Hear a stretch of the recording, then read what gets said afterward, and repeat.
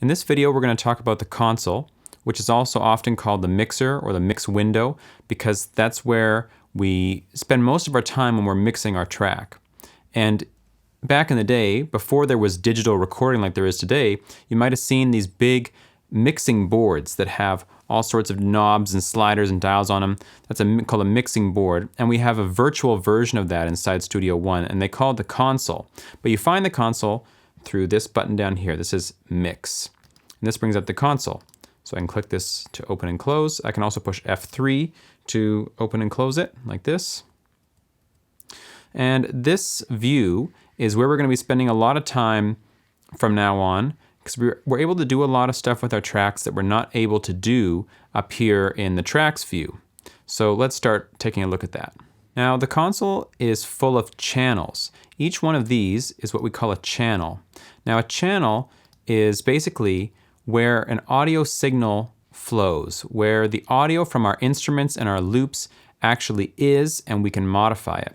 Up here in the tracks view, this isn't actually the audio we're dealing with. This is just like a representation of the data, of the actual data that's on your hard drive, like MIDI notes and these waveforms and things.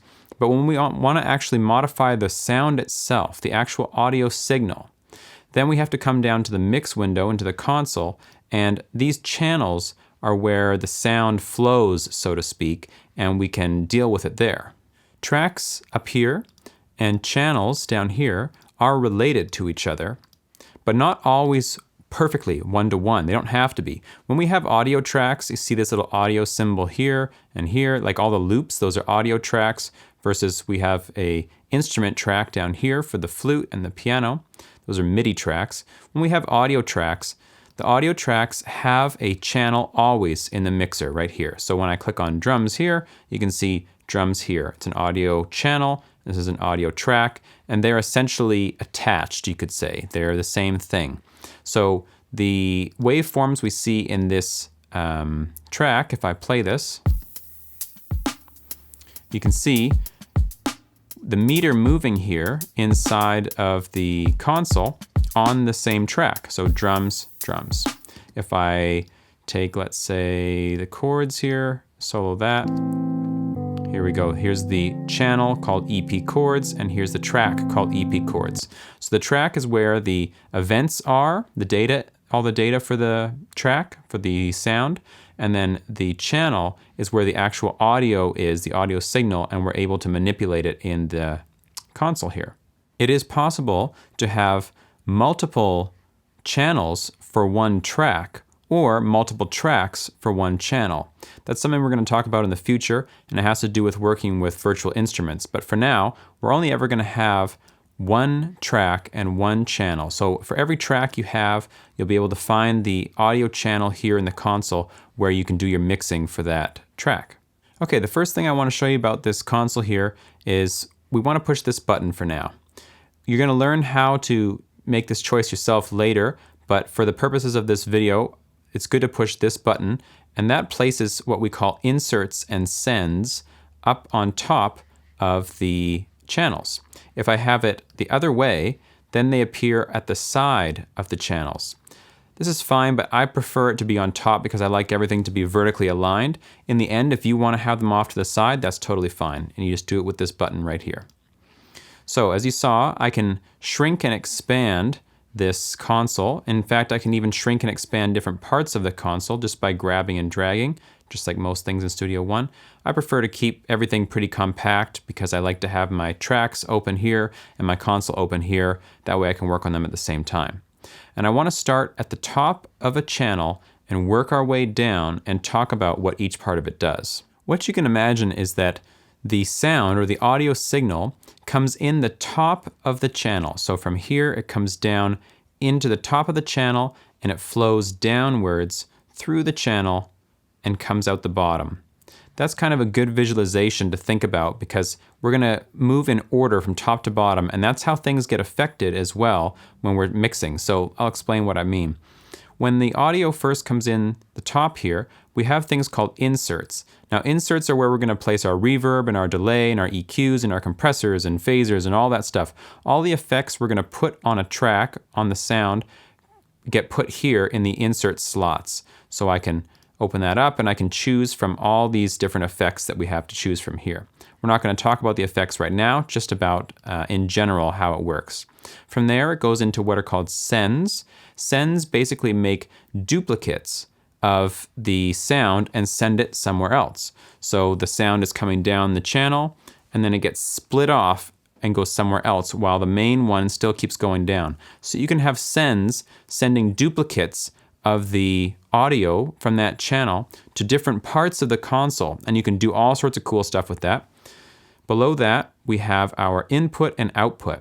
So what this means is, where is this channel receiving information from? Where is it receiving audio from? Right now, this is receiving audio from what it calls input left and right. That has to do with my audio interface. So on my audio interface, I have two microphones, and I can set them up like this to be stereo, meaning that's left and right channels. If I had just a single microphone, it would be mono, only one microphone. But since I have two, this channel right now, if I wanted to, is listening to both microphones together. So it's taking input from the microphones.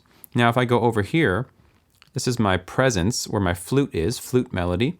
You can see its input says presence. That's because it's receiving its audio signal from presence.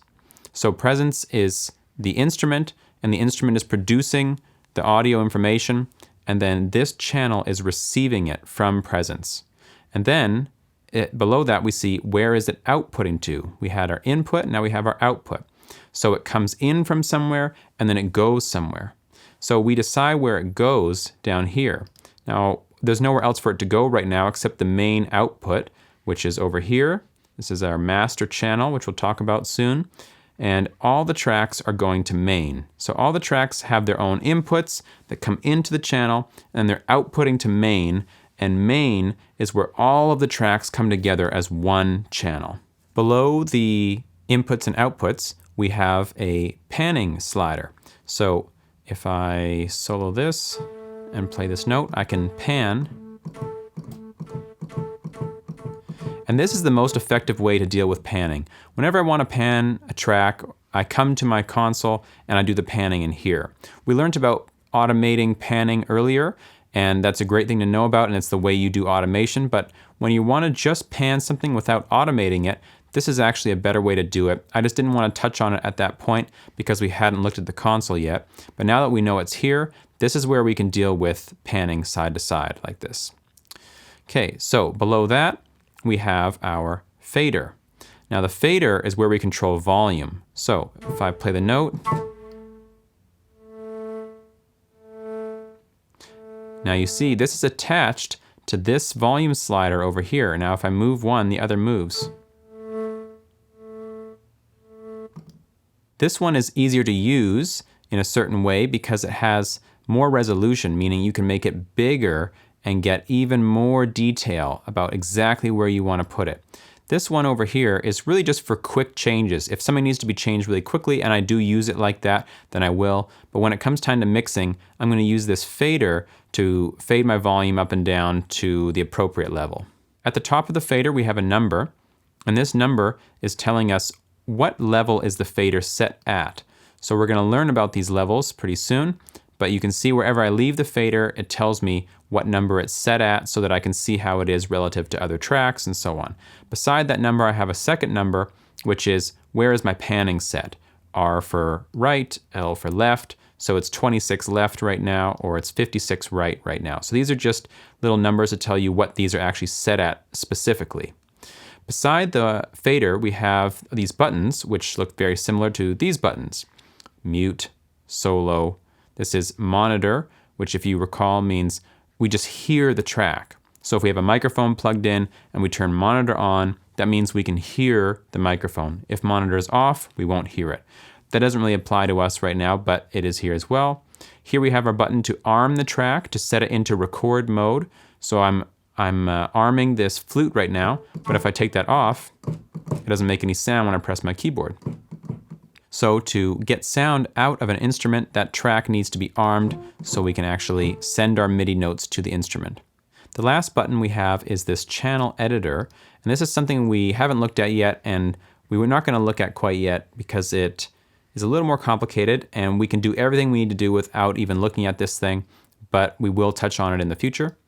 Below that, we have a symbol that we talked about earlier, just like this symbol, that tells us what kind of track this is. So these are instrument tracks because they have the little keyboard. And if I want to open presence, I can just click it, and then here it is like that. Just like going to my track, I can click it here and it opens like that as well. Beside that, we have a number. So these are just numbers of tracks. You can see this is 11, 11 over here. This is 10, this is 10 here. Below that, we have our automation status, which tells us what the automation is doing. What mode is the automation in?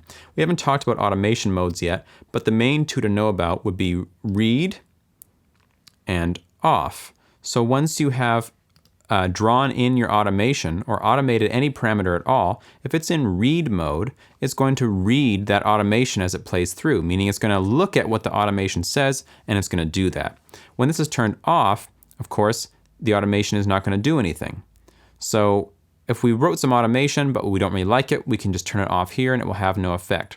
Now remember, if I have volume automation on something, for instance, if I had volume automation on my flute here, this fader will not do anything.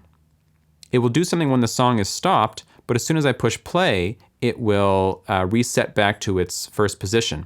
Now I don't know if I actually had volume automation on this. We can just quickly take a look. I do. So if I put this all the way down and push play, it sets it right back to the top again.